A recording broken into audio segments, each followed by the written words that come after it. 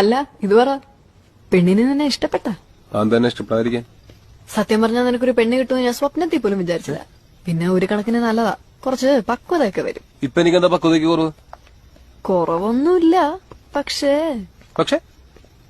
ഒന്നുമില്ല, അത് വിട്. മധു, നിനക്ക് എന്നോട് എന്തെങ്കിലും പറയാനുണ്ടെങ്കിൽ എന്റെ മുഖത്ത് നോക്കി പറയണം, ചുമ്മാ വളച്ചേട്ടരുത്. അത് തന്നെ എനിക്കും പറയുള്ളൂ.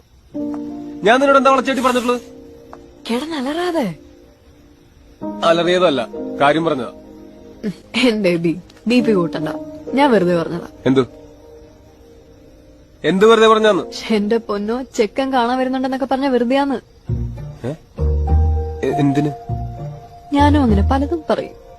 പിന്നെ എനിക്ക് ആരോട് ഇഷ്ടം തോന്നിയിട്ടില്ലെന്ന് പറഞ്ഞില്ലേ, അത് ഞാൻ ചുമ്മാ പറഞ്ഞതാ. ഫോട്ടോ അല്ലേ, എന്റെ ഫ്രണ്ടിന്റെ വാട്സാപ്പ് DP-യാ. അല്ല, സാർ ഇത്ര നേരം എവിടെയായിരുന്നു?